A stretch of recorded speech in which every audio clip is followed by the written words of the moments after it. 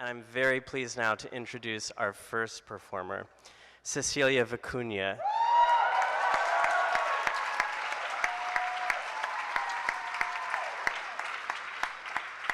Cecilia Vicuña is poet of the precarious.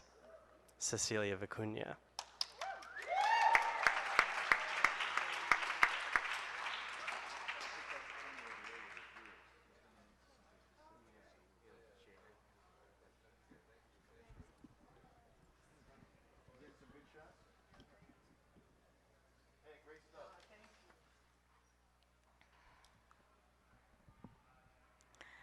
Yes.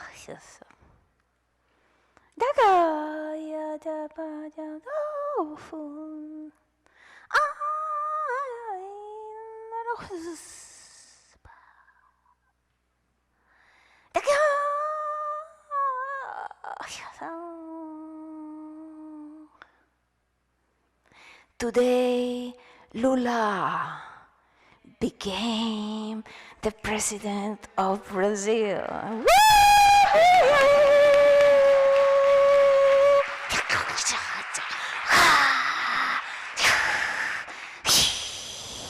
I suppose you know that the rainforest lives thanks to invisible rivers that fly humidity and moisture all over the planet thanks to these forests that we're killing. So having Lula back means perhaps we will have forest after all.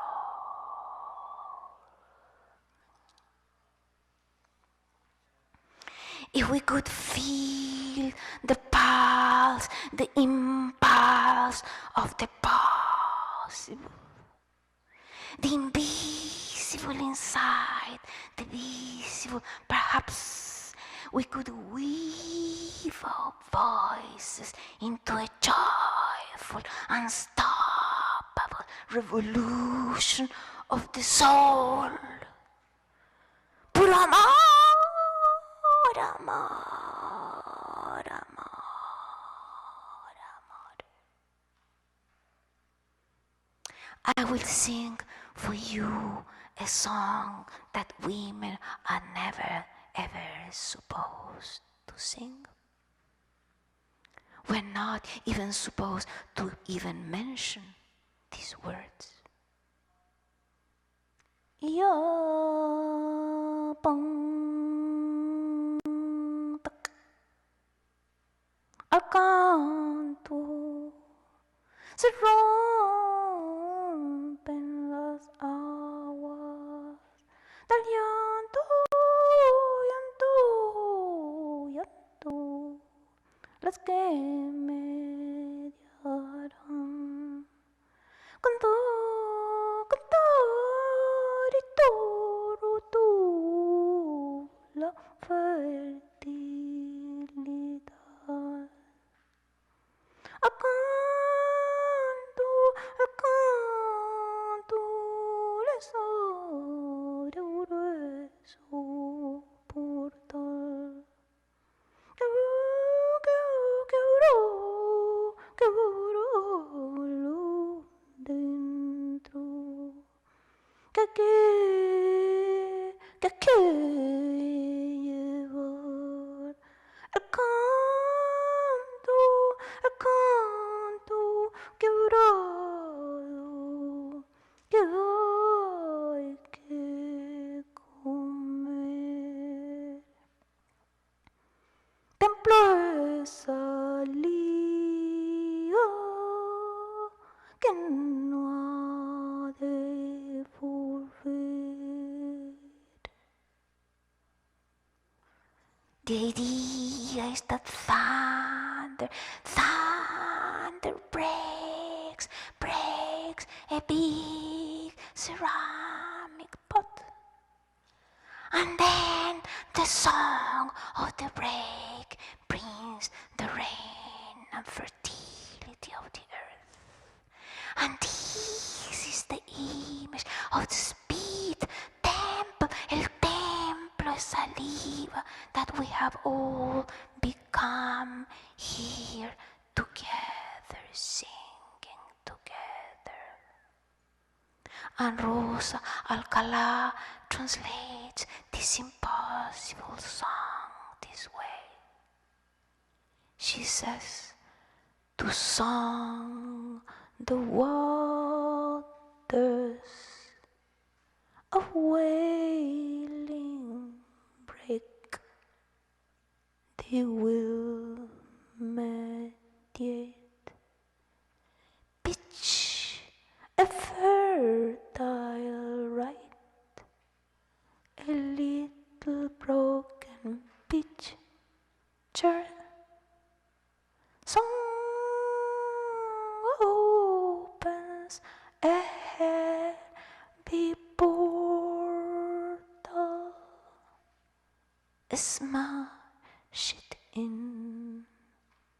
It's time to the cant to begin, eating the fractured song, a spit temple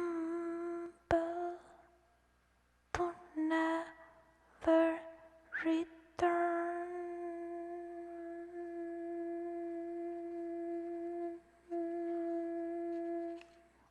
Yeah, that's it. That's it.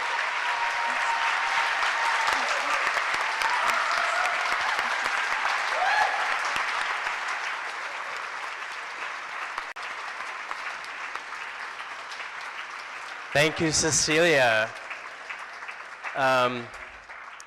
This hour is going to be honor after honor. It's my great honor to introduce Tony Toll.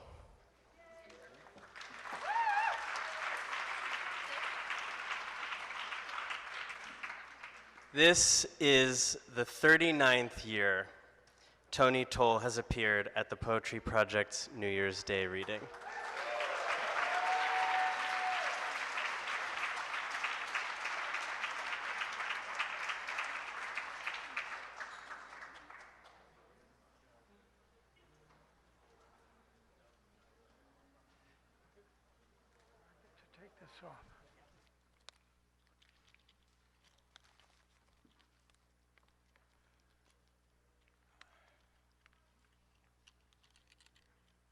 So the first one of these was January 2nd, 1974. And this wouldn't have been water. In fact, it wasn't. It was rum, and I gave some to Allen Ginsberg and upset Peter Orlovsky. Those were the old days, weren't they? And the balconies were filled. The aisle was filled with people. The only place for the poets to sit after they read was up here, so all the poets were crowded here. Anyway, so I'm going to read 3 short poems from a series called Late Studies and Sketches. And how late? Who knows? Out of state. In this hand-tinted Polaroid of the 3 graces, gossip, revision, and ambiguity, it is ambiguity, as usual, who answers the phone, while revision goes to another level to reimagine the scenario, and gossip will make sure it is interesting. That the call is from the Harrisburg airport may surprise you, but I think I was expecting it. What may surprise you even more is that I have been pre-approved to take part in a study that will not only cure anathema, but will virtually bottle the mind, literally. And after all, who doesn't enjoy being pre-approved, even if ambiguously and from out of state? I guess we never really know when we're being pre-approved. Backstory. Now 83 years young, as the euphemists would have it, I was retired from the verbiage industry and the correction business and the reimagination racket at 65 years young, because I was already way too old not to be replaced. And the doors shut behind me and I wandered off the set, looking for a soda fountain or a phone booth or a stationery store where I could buy a new typewriter ribbon, among other futile quests. As we all stalk empty shelves through time and space, and a phonograph placed somewhere plays music that I didn't even like then.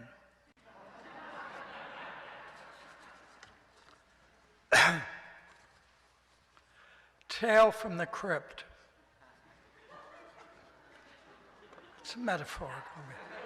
It's metaphorical or EC Comics or Edgar Allan Poe. EC Comics was put out of business by Senator Kefauver, and then Mad Comics became Mad Magazine, and the rest you can look up online.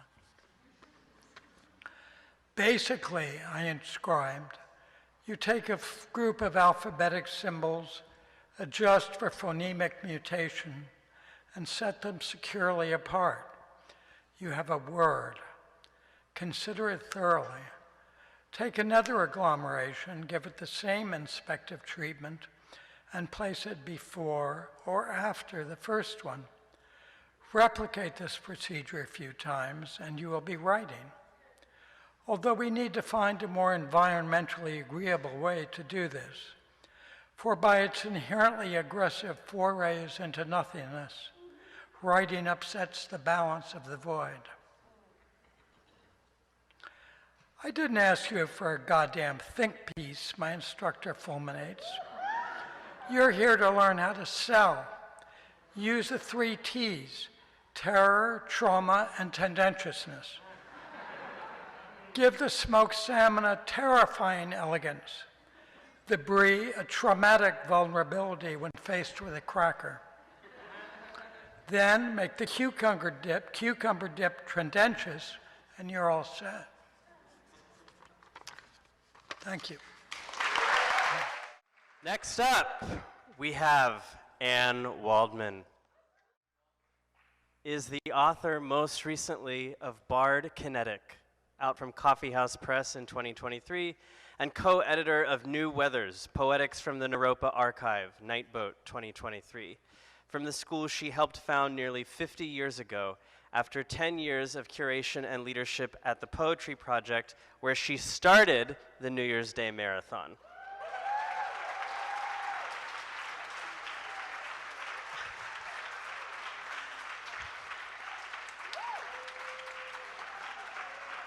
And she is proud to be joined tonight by James Brandon Lewis, critically acclaimed saxophonist and composer. Please welcome Anne Waldman with James Brandon Lewis.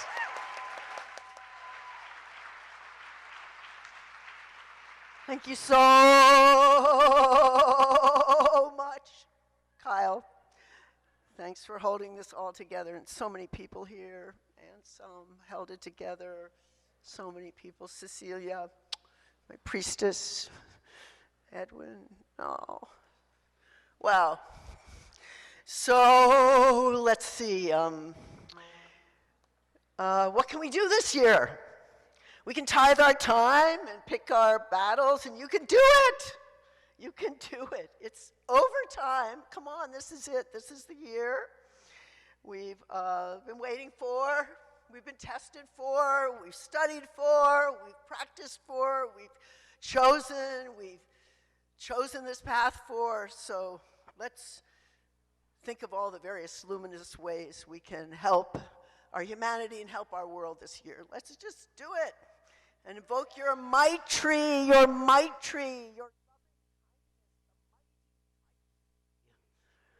loving kindness, which is actually more like how we are constant and how we are, agitated, enlightened mind, heart, imagination people.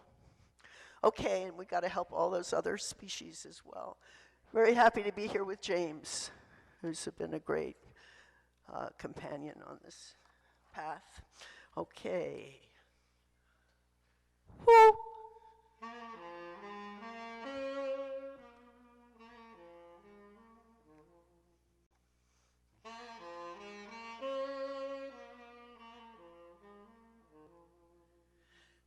Da da da da da da da da da da. Da da da da da da da da da da. If the human is lying down, it is pretending. It is an it is a she, it is a he, it is a they, it pretends and it does not know. Does it know? It is human. It thinks, I am this. The human is under the influence of humanness, of becoming human. It troubles, it waxes, it is atavistic, it does not want to wander anymore, and it can't stop wandering in its cybernetic capacity.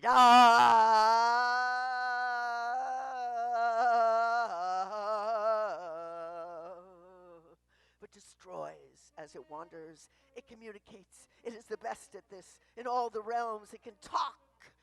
It can talk and take risk, and that's what it is to be human.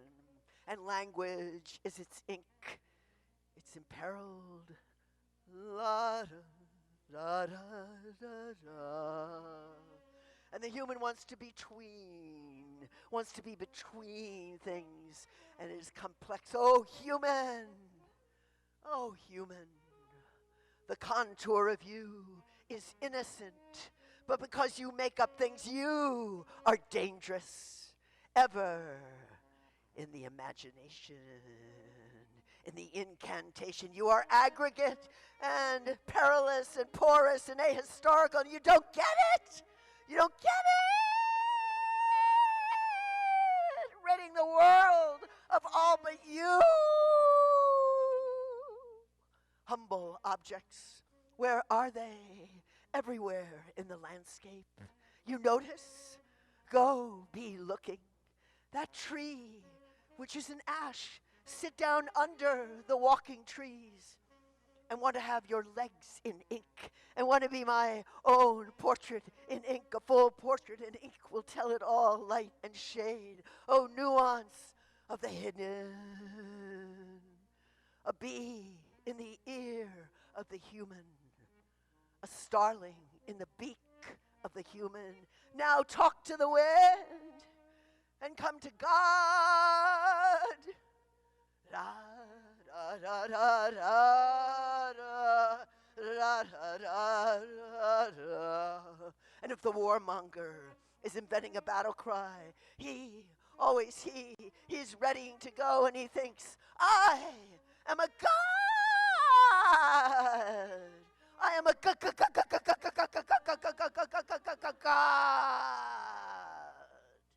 And you will know this by an easy slogan, and words will be cheap. I am a god. Simple words that are signaling assemblages that have power. And if the warmonger is insistent, he is surprising himself in always a him. He is then turning into the mirror of himself to worship himself, and then turning as if he seems to trace an enemy, and he needs to do this. He will. It is what he is doing, an imprint for the psyche, for the habit. And this is the apparatus of becoming a form. Enemy is the creation of a war in God realm, of becoming embattled, isolated, a kind of ghostly corporeality. The white ghost, the slaver, the hunter of indigenous ones knows no solitude. The karmic nightmare, seeing down and scaffolding doom.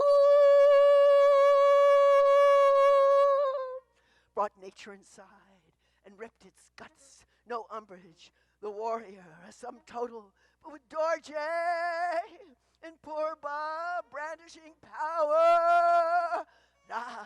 da, da, da, da, da, da, da, da, da. Late in capital, late interiors. What happened to the vast landscape outside? Fold the metaphor for your sensation, filtered out of memory and love. What was it? Love. Only after a kill could you love your own death. Experience of passing through. There is no enemy, but the one manufactured, a beautiful enemy, worthier than you are, whole secret of poetry. And ink knows this in creating weaponry and lights the optic nerve. Long, long and hard, hard. You'll be a machine of death, and the drawings are complex. Oh, the coil and the web of entrapment. And Deva Loca, oh place of the gods. Anything you want, all the pleasures you could ever imagine, and they are hoarded, and jewels cluster around the neck, and oceanic ripples of all the exorcisms through the chakras, and drugs are nothing compared to the ecstasy of the God realm.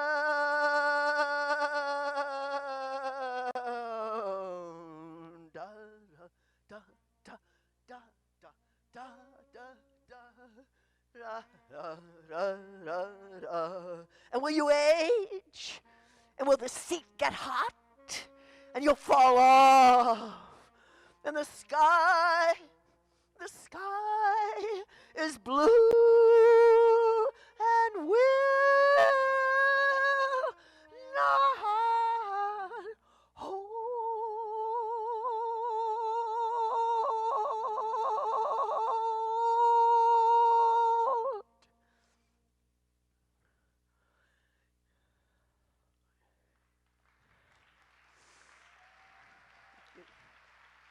We're going to do one for Cora by Anaya, my grandchild.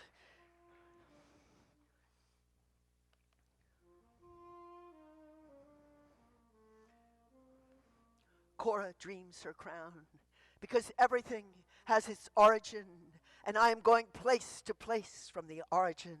Maria Sabina. Tender hooks in the experiment, classroom gone empty, fateful, shut down. I write truce with a new second alphabet, forgetting truth.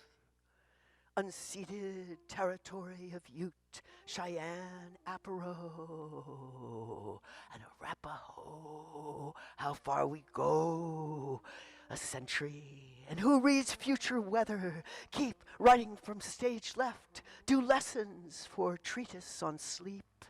Invite numbers and chance operations as seer of calculus, as topos abuelita. Perhaps a wrong occasion, but spiraling. They'll be back, please. Come back for Cora.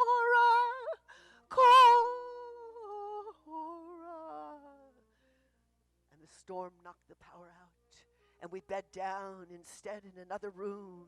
Mexico, estates of the Nahuatl, stylus and astrolabe, with soft animals, lunar moth, mastodon, Cora Bebe in charge, velvet chaplet, sitting on haunches, equinoctial, she's always rising, Cora,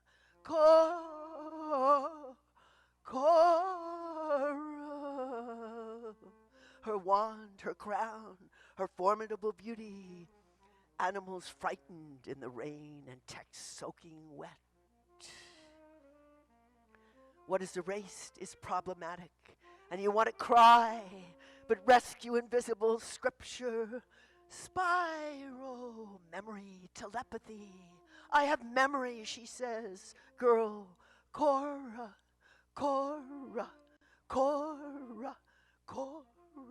studies older now, writes between rounds of crystal ammunition her dream. Cora, Cora, Cora. And a few last lines for Bernadette. For Bernadette's Bardot, little sonnet. Dear you in there, poetic knowledge taking place in silence, bright-faced deities, 26 letters experientially to infinity, and written life, illusory shadows, real evolution where people are reading you, and your life circulates in us, poet's vocation continually in this life, and red means russet in the trees, and here you down to phonemes means love in feral heat of moment of stars, of paradox means non-teleological composite body on pyre, oneric zones now only urgency of chant, of lateral thinking and prophecy and alchemical torrents and bardo, wind tunnel, and balance of everything is love. Where form is emptiness, is heart sutra, is poem of pieces, pieces, your humble membrane singer writing this down, concordant experiences, not subject to form, but decolonizing mind in the seismic channel. Where else we could ever be, your eyes have blazed.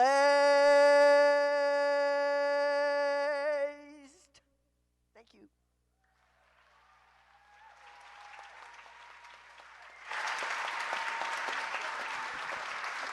Thank you, Anne Waldman and James Brandon Lewis. Our next reader in this hour is Rachel Levitsky. Since writing the poetry novel, The Story of My Accident is Ours, in 2013, Rachel Levitsky is the author of several notable accidents.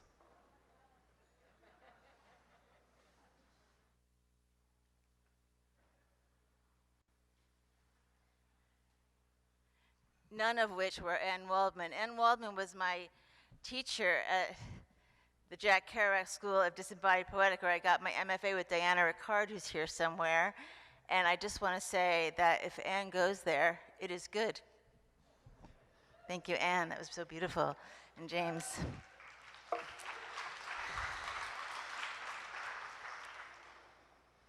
So, ooh.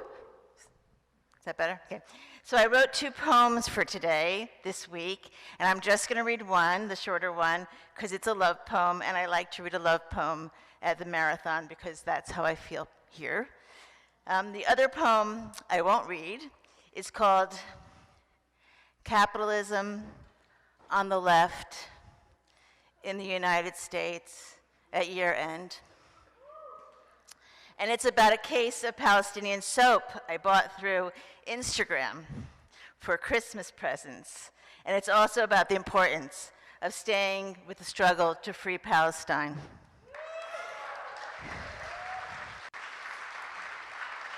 I say this to say publicly a New Year's resolution to do something every day to free Palestine.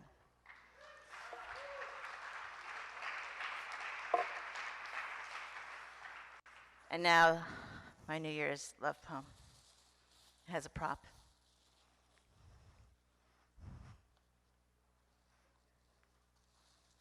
Oh, and also no more accidents.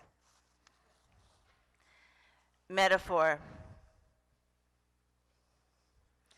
After Minnie Bruce Pratt's She, He. Wasn't Minnie Bruce supposed to be here today, maybe? That's a great book. She, He.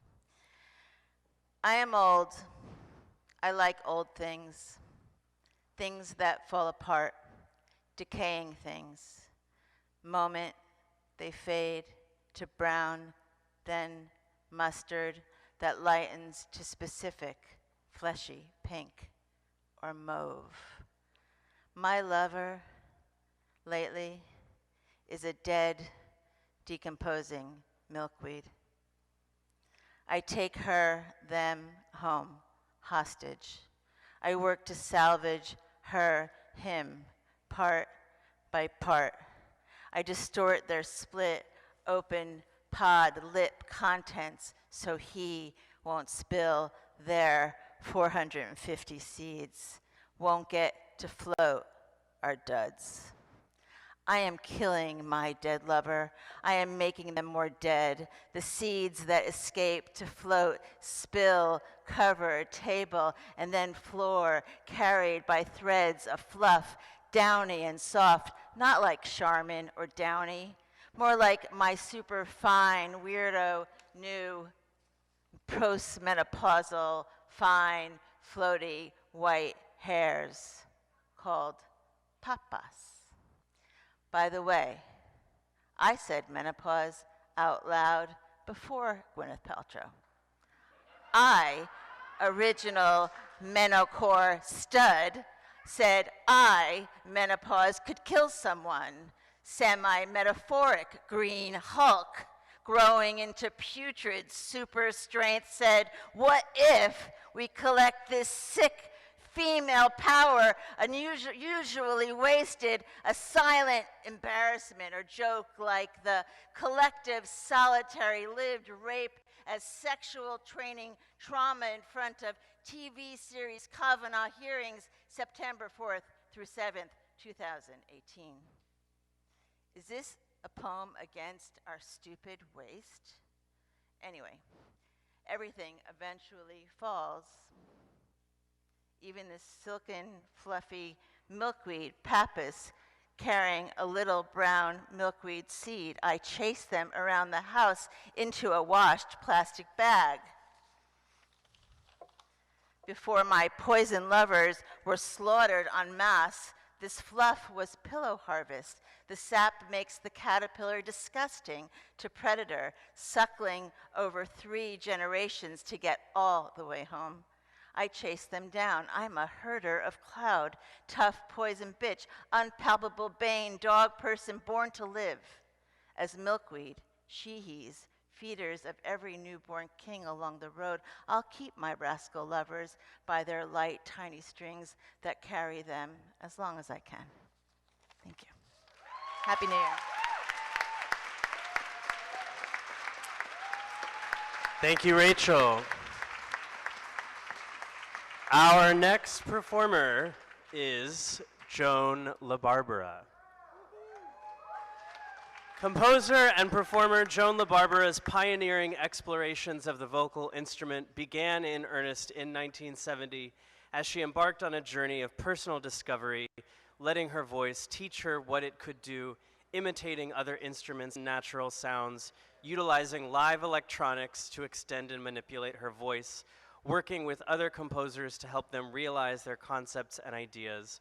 LaBarbera carved out a territory in contemporary music unlike any before her.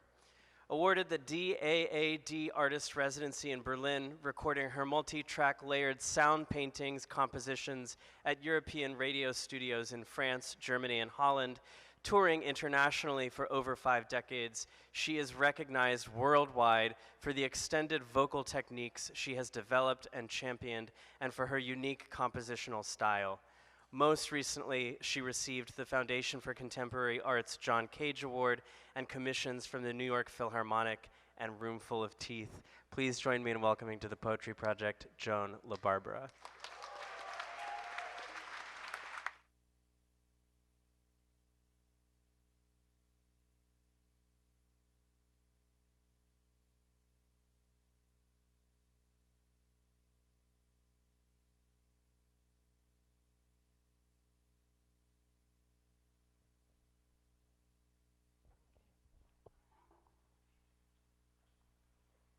Well, Happy New Year.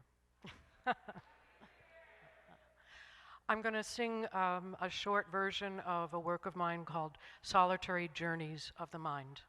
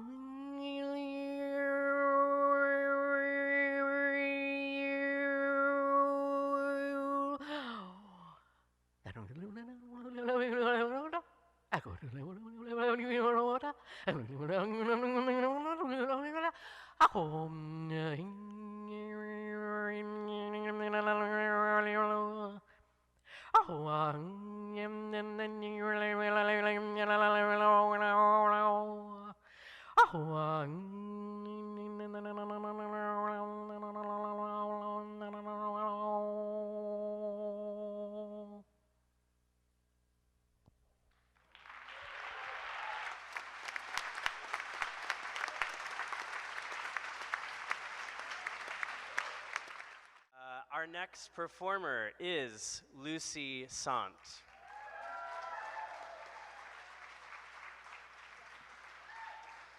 Lucy Sant's books include Low Life, Kill All Your Darlings, The Other Paris, and Maybe the People Would Be the Times. This is Lucy Sant.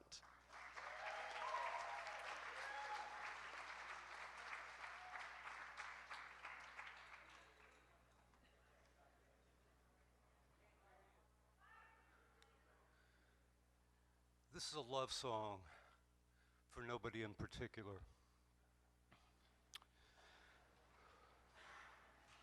I call my baby Hallelujah because she shakes the rafters.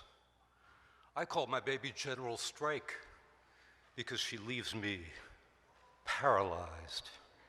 I call my baby Julius Caesar because she has divided me into 3 parts. I call my baby Irish Sweepstakes because she never gives me much of a chance. I call my baby Multi-Level Car Park because I can never remember where I stand with her. I call my baby flood insurance because she's never available when needed. I call my baby the Vatican because she buries her sins in the cellar. I call my baby Casino because she plays me for a fool. I call my baby Teapot Dome because she is a scandal. I call my baby Barcode because she's in everybody's business. I call my baby Broadway because there's a light in her eye for every heart she's broken. I call my baby Rest Area because she's neither here nor there. I call my baby Pocket Money because I can never have enough. I call my baby Trinity Sight because she is brighter than 1,000 suns. I call my baby the Galveston Hurricane of 1901 because there's calm in her eye. I call my baby Angel Dust because she makes me think I can fly. I call my baby the Appendix because no one really knows what she does. I call my baby Manifest Destiny because she assumes she can just take what she wants. I call my baby Barium Enema because she lights up my life. I call my baby Cretan Linear B because I can just never make her out at all. I call my baby Central Hudson Gas and Electric because she doesn't call me back. I call my baby Chupacabra because she has eaten my dreams. I call my baby Nicotine because I can't quit her. I call my baby Scylla and Charybdis because I try to slip between her moods.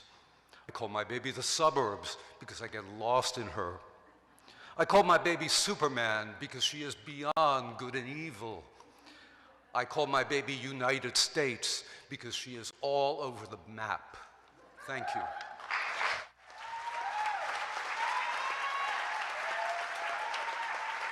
Thank you, Lucy. Our next reader in this hour is Mike DeCapity. Mike DeCapity's most recent book is the novel Jacket Weather, published by Soft Skull in 2021. This is Mike DeCapity.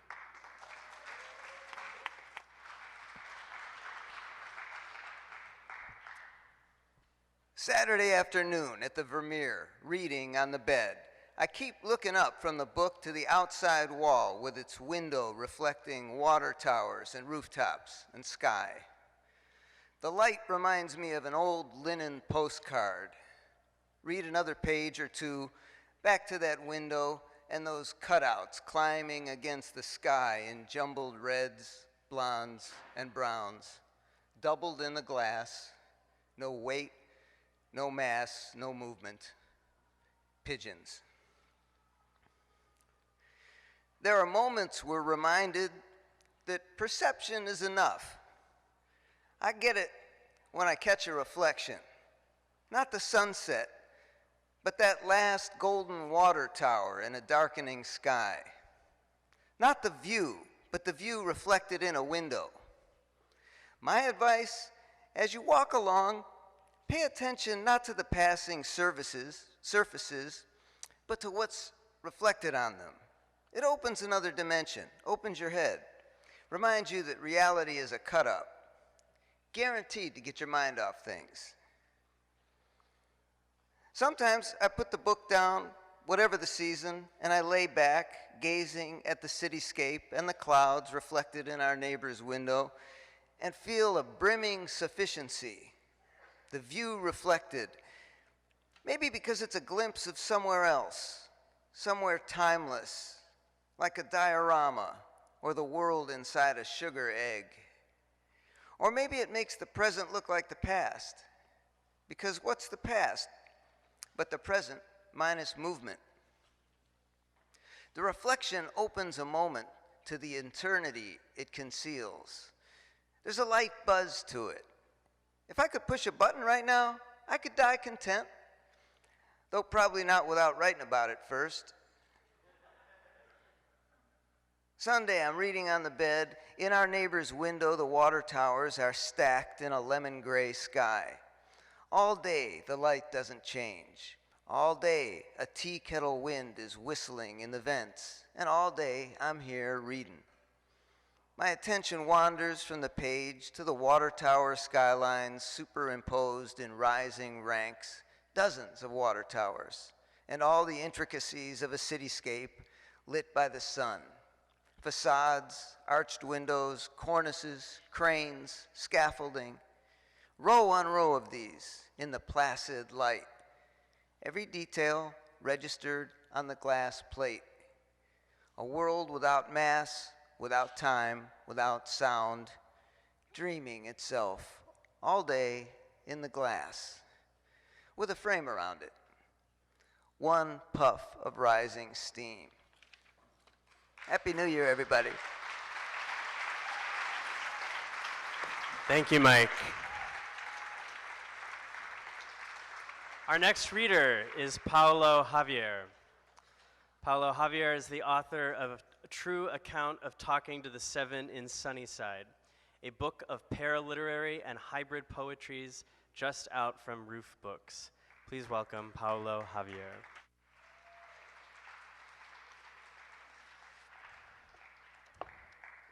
Salamat, Kyle. I'm originally from the Philippines. Anyone from the Philippines here? All right. I see you, Kyle. I see you, Ronaldo. I'm also from Queens. Anyone from Queens?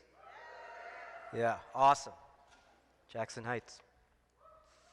Sorry, Sunnyside. I'm posing. So I'm just going to read a series of a short selection of poems from a weird post-colonial dream pop comics poem that was inspired immensely by the folks who built this house. And this particular sequence is my homage to Bernadette Mayer. Sun and moon, chilly. With your solid state, don't reel around the savage through match where thinned red coyote floats good kiss, quietest cloud inside sleep. A roaring red Cordillera wind mean please holler pangit, MB. Some kind of wonderful Chardonnays. Burn emptiness as ever, the rain. Talk only then shared, for theirs could cleaned between okay shorn on falafel appears grill. Arose previous to land and refuse bullet train. Throw a can on kitchen block, wooden bat. Here comes sleeping wind, where Paulo partings to unknown thoroughfare in art and sun moonlight things. If Chile, shout out Cecilia, caught up in mist, and boggled minds may puff and blow and guess. Sardines and oranges. Your sunshine wish, then tears. 8:30 incoming train, send OBB or any still confide in you almost every day, then stare, tummy, small, without many circle, Rene, to Ted, Velia, these, till firemen come, with hose, pipe, tidal wave, just keep on, best of me, but adjust alone, disarming, finally, sun-gathered flowers, savor of hunger, class, Virginia savage, kill, orange poem. Someday mention pre-Hispanic words, brew hope, though later please pain, keep someone all unexpected, it's I, OBB, animal, yours, need quietest heart like morning dew. Avenue someday, for Bernadette and for Ted. For burning bushes, fish never forgave. Why did you have to run? I just keep on coming back incessantly.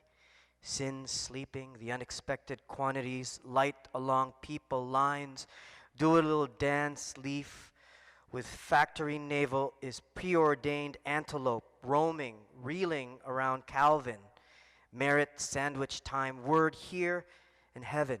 The stuffed or wasted rain check wind of a script. Oh, for I mind much dream, so I'm a while. We talk, I know, burn, find. Wouldn't it baby away feel this? Brown boy to begin with, my African being, toilet papered heart, incoming train, send your OBB. And this day, anyone by alive, just go, give, angel, and in my keep, guess, anchor, gone, love, still you waited.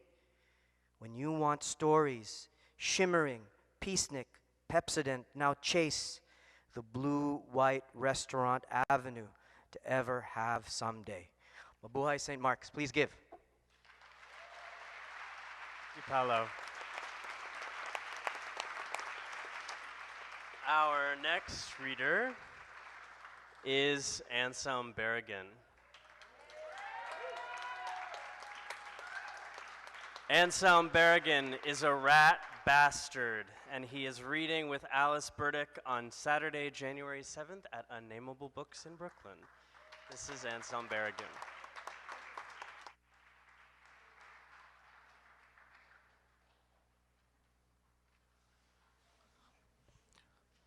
I forgot until today that I said for the bio that to say that I'm a rat bastard.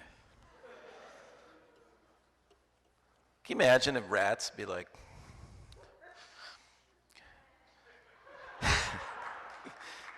it's enough if you're a bastard, but to be a rat bastard? And rats would be like, well, you're a bastard, you're a human bastard. Oh, Happy New Year.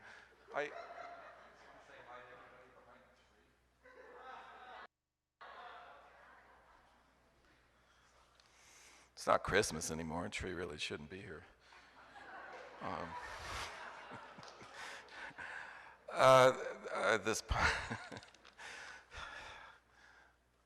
Sorry, I haven't been sleeping lately. This poem is called Flagrant. It's for and after paintings by Catherine Bradford. I want to dedicate it also to the memory of the poet and editor Michael Rothenberg, who passed away kind of suddenly earlier this year, and the poet Doug Lang and Bernadette. But lots of people know about Bernadette. People don't know about Michael Rothenberg. He was the shepherd of Philip Whelan's work. And Doug Lang was an amazing poet who never wanted to publish his work down in DC, but a book of his just came out from Edge Books. And that's good. Okay. Flagrant.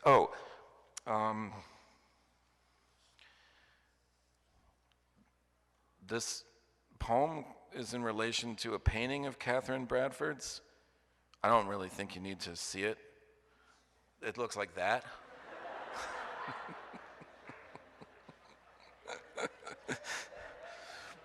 So, it's also dedicated to the New York Times op-ed page.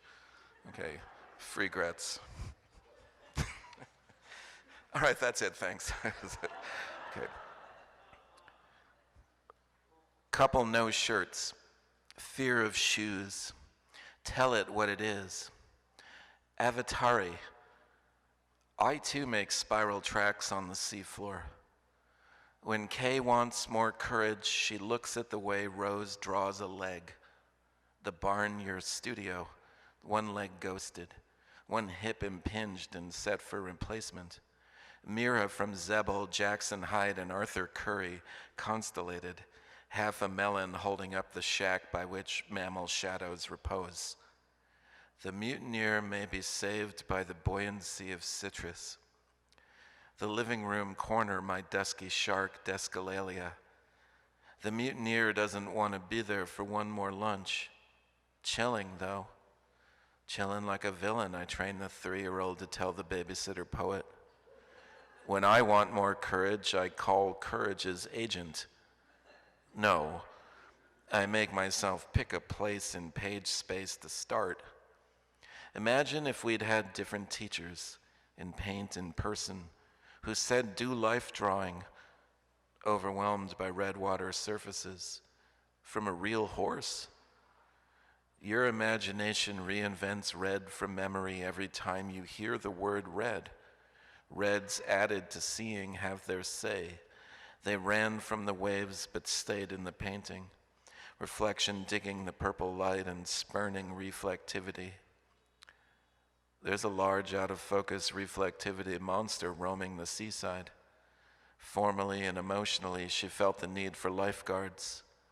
As plasma in tights, I make occasional comments on havoc, mutiny's inner edges in the plane. Will they prevent the sea worms from eating usual cop, if not simply tubular shapes alight in the foreground? Are they bobbit worms or bristle worms, pyrosomes or sea squirts? Because of the lack of hard evidence, the Mongolian deathworm is widely accepted as just being a legend. Don't talk about money. Don't talk about being sick. Don't talk about yourself. Dude looks facelessly relaxed for a mutiny. Realism is a variable, or is it a variability? Go ask Alex. Making lists predates all so-called generations, the way universality ignores aliens. But I need to borrow money. Getting sick gets me out of things, and I can't assert myself anywhere but here. Yellow sinews playing with scale, inflation, whatever. Fax me when stagflation looms in the doomlight. Too many drunk Santas fucking with my red. Mother Magenta, what did the mutineer do to the clouds? Happy New Year.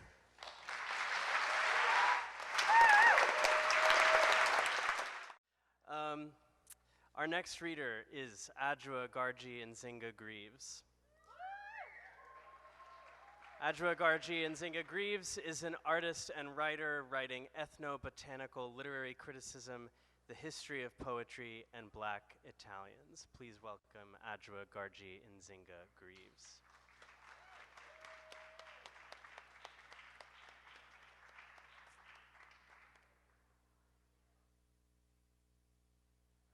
Is Adjoa here?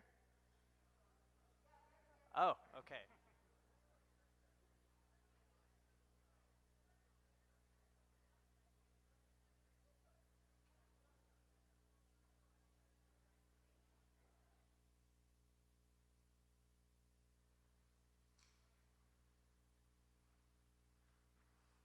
Hello, everybody. Happy New Year.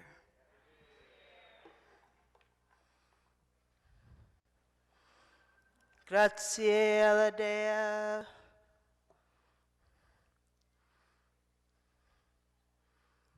Grazie alla Dea per questi doni.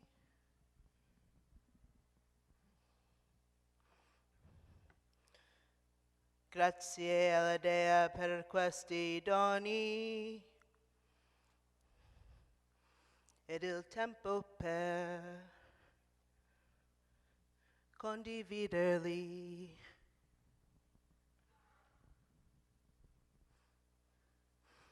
It's an honor to be here with you. It's an honor to be here with you in the dark. It's an honor to be here with you in the dark, sharing a language offered in service, pausing together while we can. Sharing a language offered in service, pausing together while we can.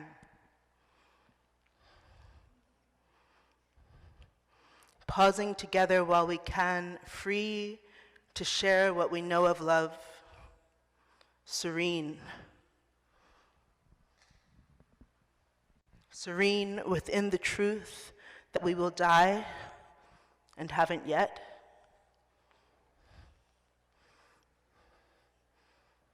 What we know of love, serene within the truth that we will die and haven't yet flesh. Flesh electric for another moment, ready to breathe the magic of this ritual. All through the blistering chaos that surrounds. It's an honor, flesh electric, serene within the truth that we will die and haven't yet. It's an honor to be here with you in the dark, sharing a language offered in service, pausing together while we can, free to share what we know of love, serene within the truth that we will die and haven't yet. We will die and haven't yet. Serene within the truth that we will die and haven't yet, flesh electric for another moment, ready to breathe the magic of this ritual, all through the blistering chaos that surrounds. Through this ritual, ready to breathe the magic of this ritual, ready all through the blistering chaos that surrounds, so that we may remain soft enough. We may remain soft enough to withstand its towering violence. Thank you, everybody. Happy New Year! Happy New Year! And our next reader, we're welcoming back to the podium, Edgar Oliver.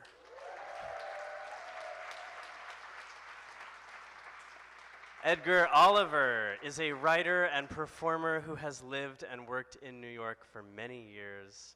Please join me in welcoming Edgar Oliver.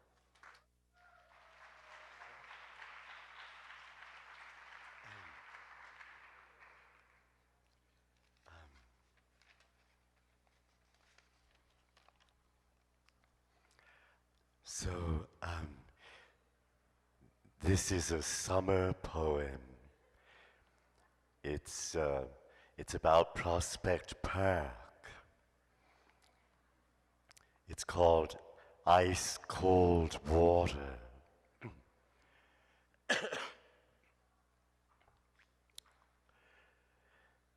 There's a man who sells water by the entrance to the park at Grand Army Plaza. He's a black man with an island accent, a Caribbean accent. I like his voice. He's about my age, so getting on in years. He cries, "Ice cold water, ice cold water." And sometimes he cries, "Ice cold water, nice and cold. It's good for the young, it's good for the old." And sometimes he cries, "Ice cold water, nice and cool, make you feel like a mother's children in the pool." I love that. I would love to feel like a mother's children in the pool. Water, water, nice and clean, make you feel like a brand new machine. Sometimes he cries, "Ice cold water, Gatorade." He hasn't chanted any rhymes for Gatorade yet that I could hear. He chanted some things I couldn't make out. I'll have to sit closer to him next time. Last week I got a bottle of water from him. I was too shy to get water today. I love the way light falls across Flatbush Avenue in the late afternoon. The light is beautiful when the sun gets low over the park and gold light rolls across. The vast expanse of open space by the entrance to the park is like a bowling alley made for golden light to roll across and knock things down in the distance. Except it doesn't knock things down. The trees across the way, the old clock tower on Flatbush Avenue, rise up gold and glorious against the sky, and the light goes rolling beyond them into the unknown distance. It's a beautiful thing to sit here and watch the light roll away, especially this summer evening, to watch the gold light roll away over Flatbush. Thanks.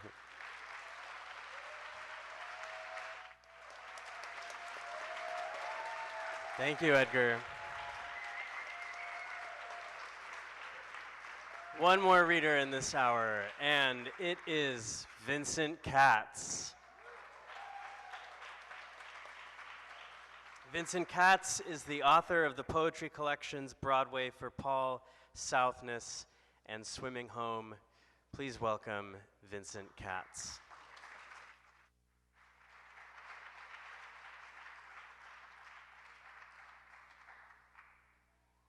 Thank you. Happy New Year. I'm going to read two poems from Broadway for Paul.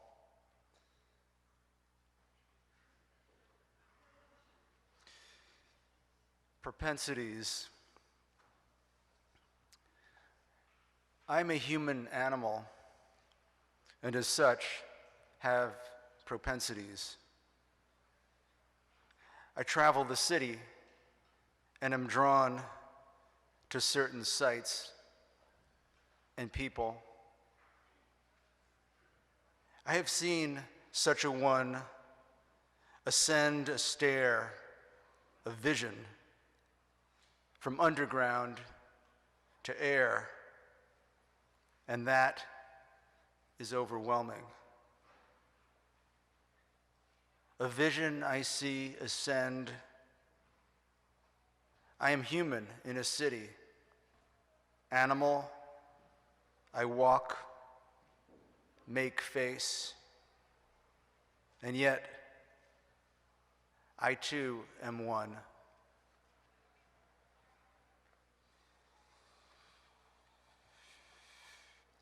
And this one is called Young Days, and it's dedicated to Atel Adnan.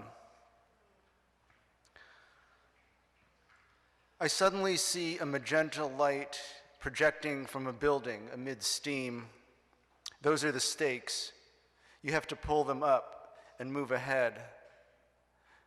Listening to the opera on the radio Saturday night, trying to figure out the composer, classical but not Mozart. There's nothing on. But the lights outside on new looming buildings and squat older ones tell a different story, one of endless occupation of space.